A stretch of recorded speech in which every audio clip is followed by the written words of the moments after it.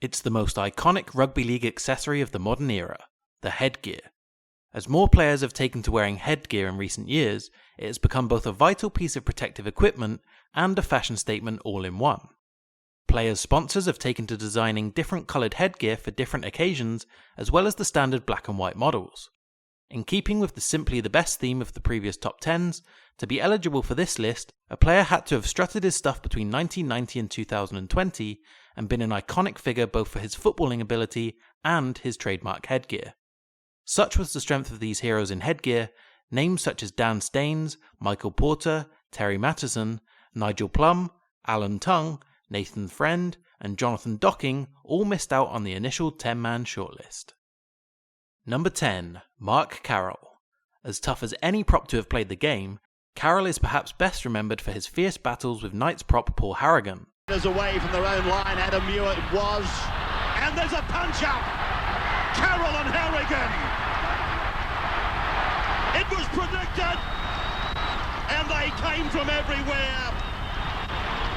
Well, Carroll and Harrigan, they've set two in the first exchanges. The little right still being thrown, even though Paul Harrigan is on the ground.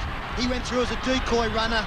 Robbie McCormack almost guilty of an obstruction, a shepherd.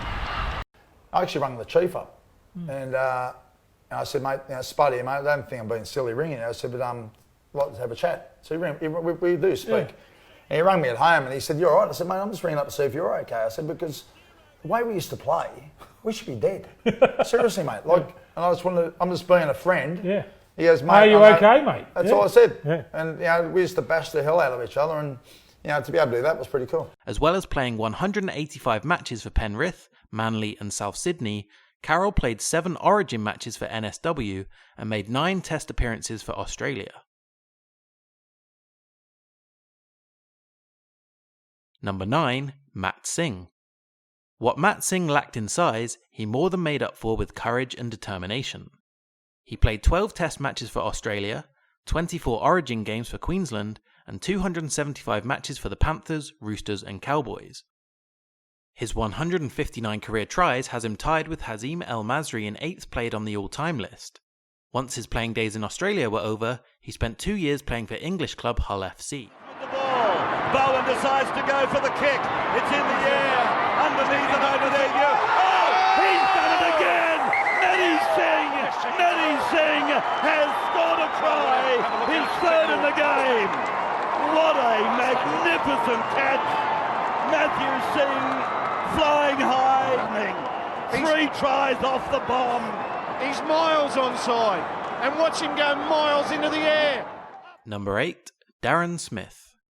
One of the best utility players of the modern era, Smith played 7 Test matches for Australia and made 5 appearances for the Australian Super League team. At Origin level, he represented Queensland 22 times. As a club player, Smith had the strange situation of spending 2 different stints at both Canterbury and Brisbane. In total, he made 295 appearances, a great return for someone who started wearing headgear after suffering a bad concussion in 1991. And Darren Smith goes all the way. El Masri, beautiful pass. Darren Smith is over. Finds Dimmock, now it's away for Darren Smith. The entertainers, they're back in town. Number 7. Daryl Halligan. In an era where headgear was more prevalent than it is today, Halligan was a consistent user of it. What he was also very consistent at was scoring points. In 230 career matches for North Sydney and Canterbury, Halligan amassed 2,034 points, including 80 tries. He also scored 137 points in 20 Test appearances for New Zealand. It looks okay, it's coming around, and he gets it! Number 6. Steve Renouf. Who could ever forget the Pearl flashing downfield at the SFS in 1992 to wrap up the Broncos' first ever grand final win with a 95-metre try for the ages? As he crosses the halfway, they won't catch him. He's heading for the corner, and he's over. Renouf makes it 22 points. Or gliding along the same patch of turf 2 years later for the Maroons as he played his part in one of the most famous Origin tries ever scored. Poetry in motion in headgear. Renouf!